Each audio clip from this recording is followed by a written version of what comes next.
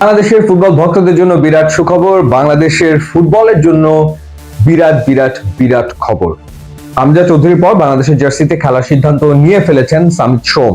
বাফুফের পক্ষ থেকে সামিত সোমের সাথে যোগাযোগ করা হয়েছিল এবং সপ্তাহ দুয়েক তিনি সময় নিয়েছিলেন এবং তিনি বাংলাদেশ ফুটবল ফেডারেশনের কাছে বেশ কিছু বিষয় জানতে চেয়েছিলেন যে আসলে জুন উইন্ডোতে কখন খেলা হবে, বাংলাদেশের ট্রেনিং ফ্যাসিলিটিস এর কি অবস্থা রয়েছে, স্কেজুয়াল কি এবং পাসপোর্ট হতে কি সময় লাগতে পারে, এই বিষয়গুলো জানতে চেয়েছিলেন বাংলাদেশ ফুটবল ফেডারেশনের কাছে এবং বাফুফের পক্ষ থেকে সবকিছু তাকে আসলে জানানো হয়েছিল।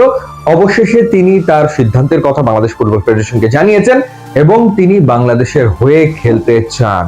কি দুর্দান্ত একটা খবর!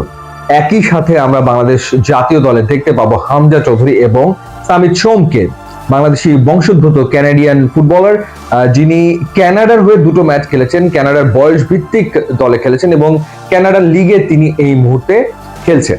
তো তার ইনক্লুশন একটা বিরাট ব্যাপার, কোনো সন্দেহ এই ব্যাপারে নেই।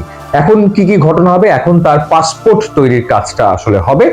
প্রথমত যে ব্যাপারটা সেটা হচ্ছে যে সামিত সোমের যে জন্ম সনদ সেটা জোগাড় করা হচ্ছে, সেটা তিনি কালেক্ট করছেন এবং তার বাবা মায়ের পাসপোর্টটা আগে করা হচ্ছে। তার বাবা মায়ের পাসপোর্ট করার পর তার পাসপোর্টটা তৈরি করে ফেলা হবে এবং সব মিলিয়ে সময় লাগতে পারে 30 থেকে 40 দিন।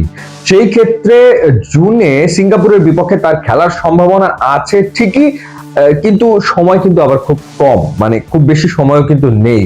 কারণ হচ্ছে যে পাসপোর্ট হয়ে যাওয়ার পর ফিফার একটা ফাইনাল অ্যাপ্রুভালের বিষয় থাকে, সেটার জন্য খানিকটা সময় আসলে লাগে। আমরা আশাবাদী হতে পারি যে সামিত সোমকে আমরা জুনেই আসলে দেখতে পারবো সিঙ্গাপুরের বিপক্ষে এবং জাতীয় স্টেডিয়ামে হামজা চৌধুরীর অভিষেক হবে এবং সেই ম্যাচে সামিত সোমেরও আসলে অভিষেক হবে এবং সিঙ্গাপুরের বিপক্ষে বাংলাদেশ জেতার জন্য মাঠে নামবে, সেই স্বপ্নটা আমরা দেখতেই পারি। কিন্তু সময় যেহেতু স্বল্প, হয়তো হয়তো মানে জুনের ম্যাচটা যদি সে খেলতে নাও পারে, আমরা ডেফিনেটলি আশা করতে পারি যে অক্টোবর থেকে সামিত সোমকে বাংলাদেশ ন্যাশনাল টিমে আসলে রেগুলার পাওয়া যাবে এবং ডেফিনেটলি বাংলাদেশ দল এখন পুরোপুরি রাখবে এশিয়ান কাপের মূল পর্বে, অর্থাৎ বাছাই পর্ব পেরিয়ে বাংলাদেশ এবার যে সত্যিকার অর্থেই এশিয়ান কাপের মূল পর্বে খেলতে চায় সেটা কিন্তু একেবারে পরিষ্কার।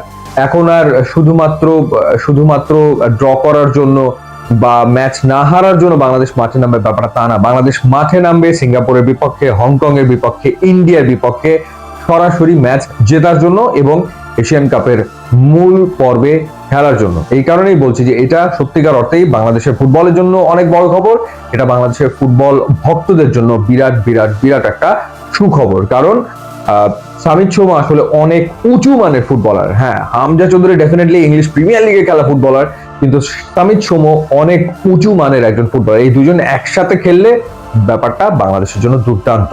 ইউটিউব ইনস্টাগ্রাম লিঙ্ক আছে, আপনারা যোগ দিলে খুবই খুশি হব। And thanks for watching.